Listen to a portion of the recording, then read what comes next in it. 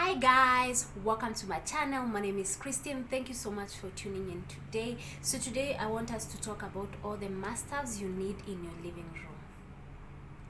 I know it's very tough when you're starting off, but I have a few tips here and there and what you need to buy first to be comfortable before buying the rest of the things. So let's get the basics covered first.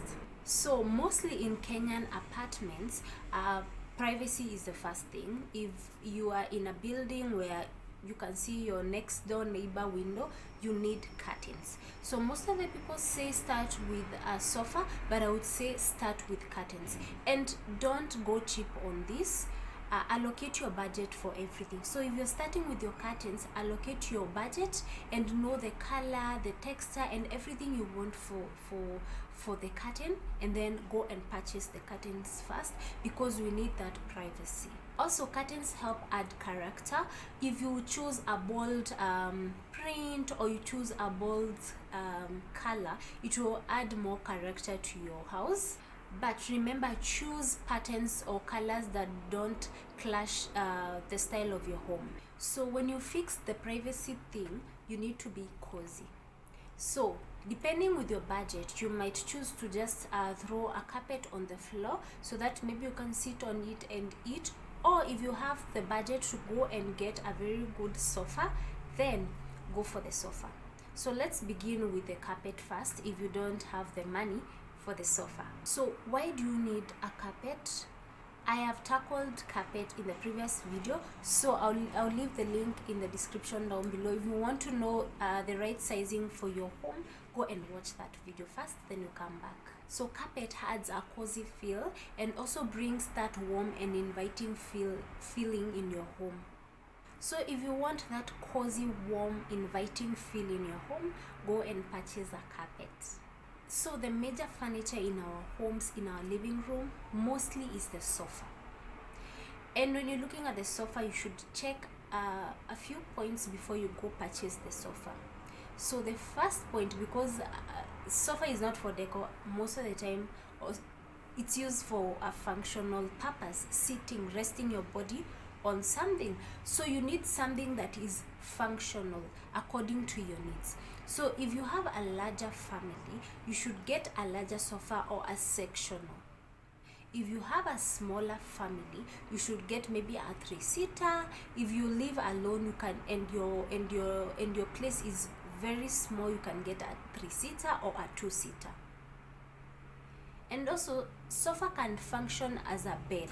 So you can get a sofa that functions as a sitting area, and at night someone can rest there.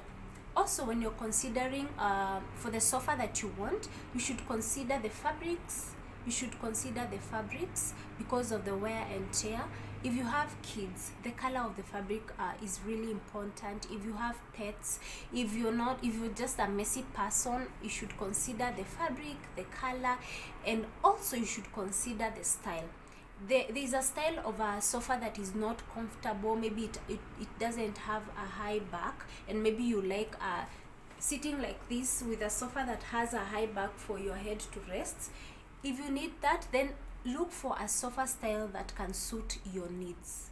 So after buying the curtains, putting down the carpet and having a sofa, we need a coffee table. A coffee table is the centerpiece of a living room.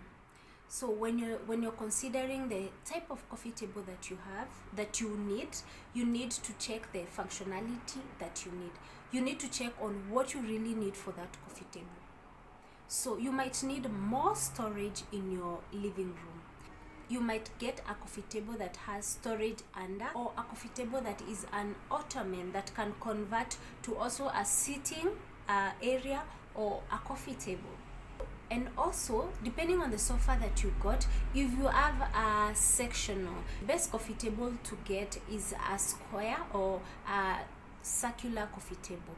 If you have a long sofa, you should get an oval or a rectangular coffee table. Coffee tables are functional. The function is to maybe put a glass of water or whatever you drink, eat your food from the coffee table, place your remotes, and many other functions that you need for that space. For anything that you need to place down, you need a coffee table. So depending on whether you like watching or you don't like watching, this is an option. If you don't like watching TV, then you can leave out the TV unit. But if you don't watch TV, you can have a higher console table and put a wall art, because most of the time our TV walls are focal points. So get a very good media console or media unit if you want to place your TV in your living room. And considering if you're mounting it or if you're putting it on the media table, depends on the height of the console or of the media table you need. If you're mounting it on the wall, then the height of the media unit doesn't matter. But if you're putting it on the media table, then let it be a bit higher. Let it not be like low on the ground, because of the comfortability of you watching the TV. So the other point, and this thing really annoys me, when someone, most of them are these bachelors, they buy very big TVs, and down below they have like a small table. That looks very weird. So the TV should be smaller than the console table. The length, the TV should be smaller than the length of the console table. It looks really nice. But when the TV is very big, it looks so big, and the console table is very short, that looks very weird. So you should check also on the sizing. So depending on what you really want for your media unit, most of us in small spaces, we need more storage. And even if you live in you have a large home, maybe you need storage for your kids' toys in your living room, then you can consider getting a unit that has storage, as maybe drawers, or maybe shelves, or as somewhere to store things that you don't want out.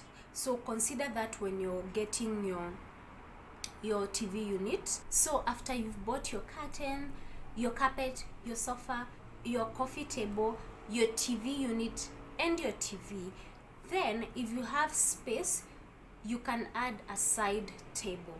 So a side table helps to add another dropping zone or another setting down table for maybe drinks or remotes or a table lamp. So consider, if you have, especially if you have a large sofa, you need a end table so that someone can set their drinks there, because sometimes when we have large sofas, the table might not reach to the end of the sofa, so the person who is at the end has a place where they can place their drinks. So if you have a sofa, you need accent chairs. You need accent chairs if you have space for the accent chairs. Sometimes we can only put one because that's the space that we have. Other times we can have two. Other times we can have four, and more than that if we need more than that. But most of us maybe put a 3-seater and a 2-seater. Now let me tell you guys, long gone the ages of us going to a carpenter and getting the same type, same color. That means you didn't think outside the box. You just went and bought the same 3-seater, the same, and the 2 other seaters, the same. It looks so boring. It looks not thought out well.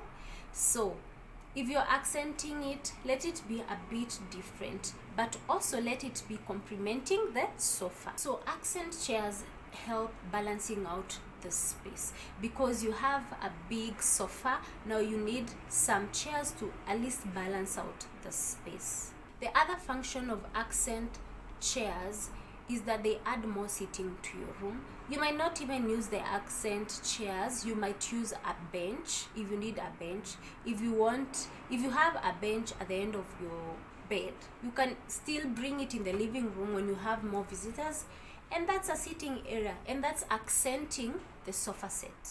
So guys, here now we've covered the but looking at the room, it's so boring. It doesn't have that styling effect. So we bring in the decor pieces and the lighting. So the first decor for me, and also if you don't have money, you can do this simple thing: get plants. They don't have to be the artificial like this one, because this one was like 11,000. No, plants go from 300 bob. You can go and buy a live plant and then you grow it to be as big as you want. Go get a small plant, take care of it, and it will grow as big as it can grow. So first of all, start with plants. You can place the plant on a media unit, on the coffee table, near furniture, maybe near the media unit. Like this plant is near the media unit, this plant is near my side table, so you can place it at a corner. For the media unit, the coffee table and the side table, those plants should be smaller. But if you want like a big tall plant, you can place it down on the floor, on a corner, or next to a furniture. So we have throw pillows and throw blankets. So the throw blankets really complement your sofas and the throw pillows, and they also bring that cozy feeling to your living room, and also bring that character, that style to your room. So if you want to add color or you want to add a pattern, you can add them through pillows and through blankets. Also, of course, blankets are very good. You can use them to snuggle when it's cold and you need something to cover yourself when you're watching TV. You can use your blankets to cover yourselves. The other decor piece is wall art. So no one really wants like a blank wall in your living room. If you don't have it, then look for the exact best piece. I'll be showing you the best sizing, the best pieces to get. I'll be talking more about artwork as we move on. But every time you have a blank space, the wall your house feels it's lacking something. I have a blank space here. I know what I want to do with it, but what I want to do with it is expensive, so I need to like save my money so that I can do what I want. And when I do it, I'll show you guys. So the other decor is candles. So candles bring that ambient lighting. They also can make your house look classy, and they're not that expensive.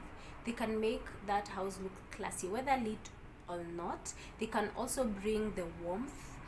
And start with the small candles, but the big chunky candles look so high end. So if you can afford that, go and get yourself candles. There are so many other decors. There are vases. You can get vases with fake plants. There are vases that are sculptural, that you don't need to put any plants. You can go and get dry branches from a tree. You can put them on the vases. You can get books. Books are good because they keep people entertained. When you have visitors, they can keep perusing your books. You can get very nice albums that you can put your books, or that you can put your photos, and that can be very entertaining when you're explaining to someone where you are, what you are doing that time, and all that. They bring so much memory back, and that's a very good thing. So the other decor that you can bring into your home is a garland. I have 2 in my home so far, and I want to add more. They are very nice decor to add. You can bring bows and put a nice dried leaves, dried fruits, and that is decor too. Your decorative coasters are also nice decor to display, and also they are functional because you can put your drinks on top so that you don't spoil your tables. The other thing you need in your home is lighting.